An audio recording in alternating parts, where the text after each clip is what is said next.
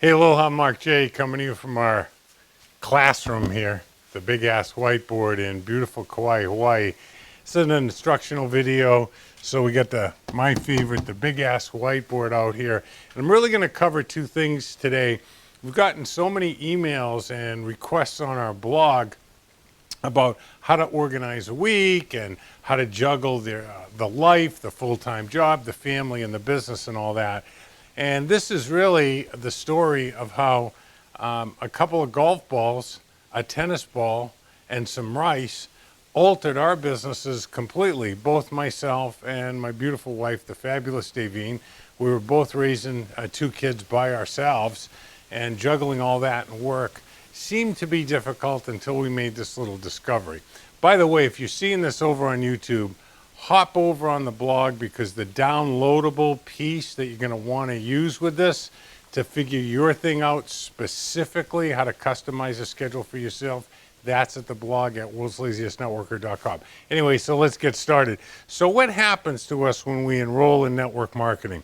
Well, let's be candid. Most people get involved in network marketing because they're short on money, short on time, or both. And in my case, I was short on both. And I was working 50, 60 hours a week and often more, hustling seafood, delivering seafood to restaurants. And Davine was an administrative assistant.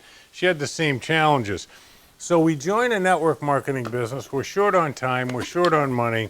And of course, the first two things that we're asked for, don't you just love Hawaii, man? It's all casual. And so what happens is we're going to call this rice that's in here. This rice is everything that's going on in your life before you join network marketing. And this would represent an average week. And so what happens is, I don't want to spill one grain of this, because this should really help you the same way that it helped us. So this is your week. Picking the kids up, dropping off the dry cleaning, picking up the groceries, cooking, doctor's appointments, school meetings, PTA, blah, blah, blah, okay? And you join a network marketing business, and you know you need to take care of a couple of things. So we're going to call these the B activity, and most people will do the B, C, and D activities before they do the A activity. And the A activity, of course, is the main thing. The main thing is to keep the main thing the main thing. So here's the B activity. And this would be a list of some of the B things. We'll go over this in a minute. And of course, here's the one thing that's going to drive your business, and oh, it just doesn't quite fit in.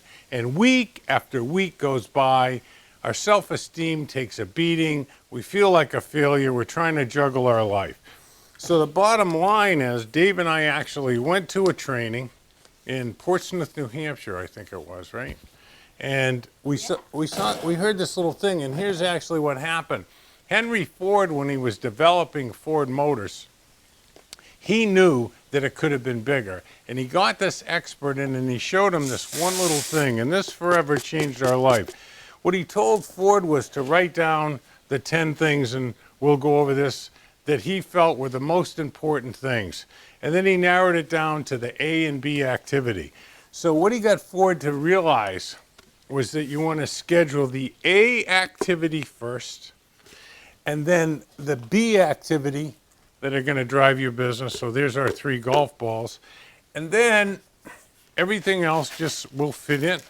If you schedule the A activity first, I'm going to say that 3 or 4 times, the A activity first, okay?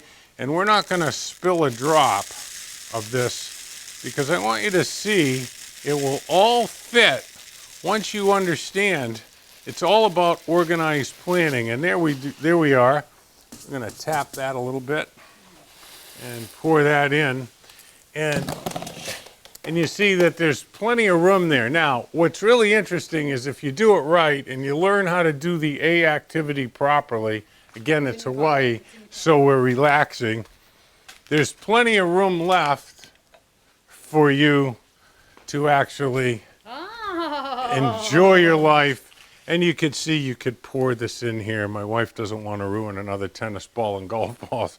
But anyway, so there's plenty of room to enjoy your life, okay? And a little more with your wife, And if you have a mistress, you can have a little bit with her too. Okay. So enjoy yourself by scheduling the A activity first, then the B activity, and the rest of your life will fit in right around it. So one of the things that we want to talk about is, what did he actually do with Ford to help him determine the A activity? And now we're going to get into the grown-up stuff. So the first part is the concept. The second part, this is the money. This is actually what he did with Ford. So I wrote down probably 10 things. You can make your own list. Now, in the blog post, if you're seeing this on YouTube, again, head over to worldslaziestnetworker.com. But down below, if you're on the blog, you'll see a document that will actually have a detailed version of this.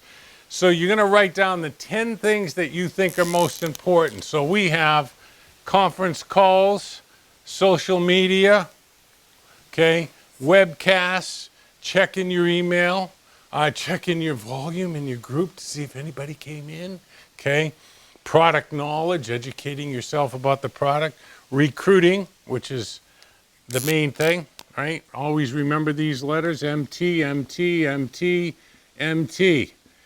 Any membership site or guru or anything that doesn't tell you to keep this first, get on the phone, get the hell away from them. They're going to rip you off, okay? But anyway, recruiting, retail, follow-up, and this should actually be follow-up and follow-through.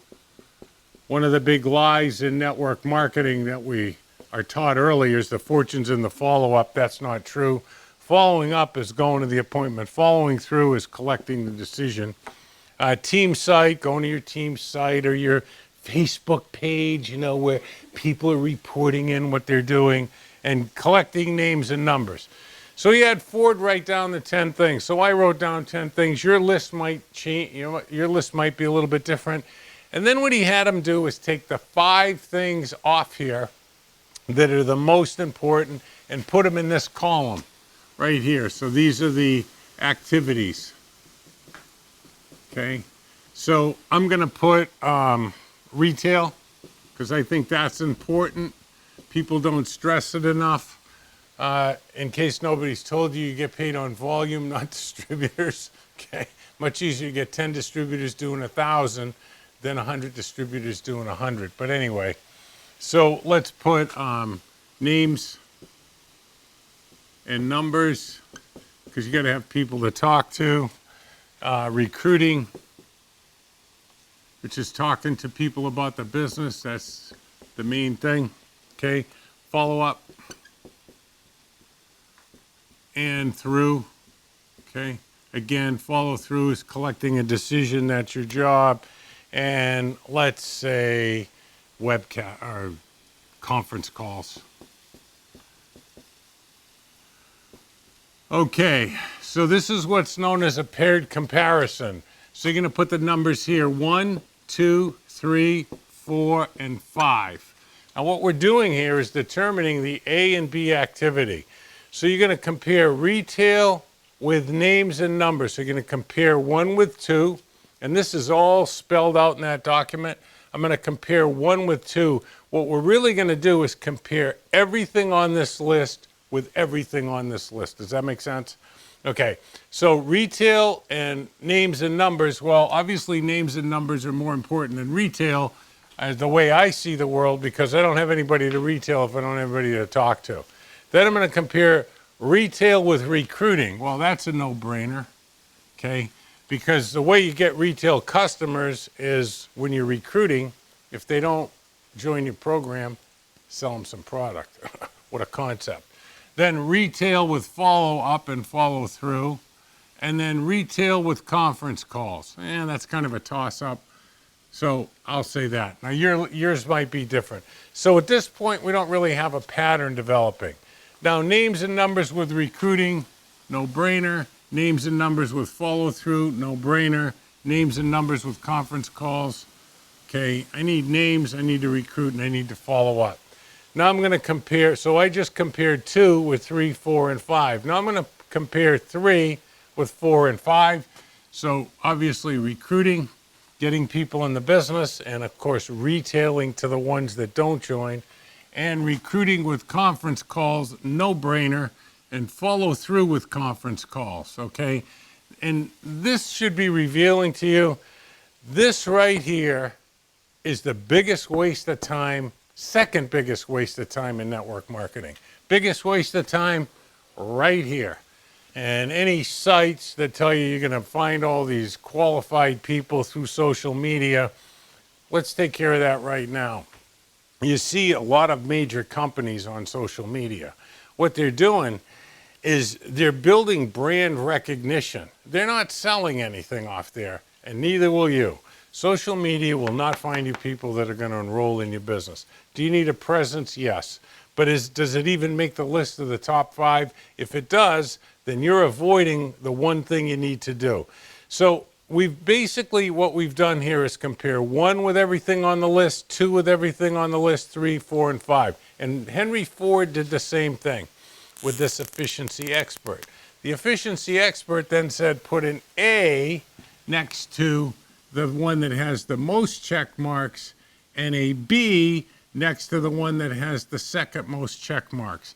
And this is what he told Ford. He said, forget about everything else. And I'm telling you, forget about everything else. It's absolutely pointless, because if you are successful here, the rest of this will work out. Now, what he told Ford was by driving on the A and the B activity.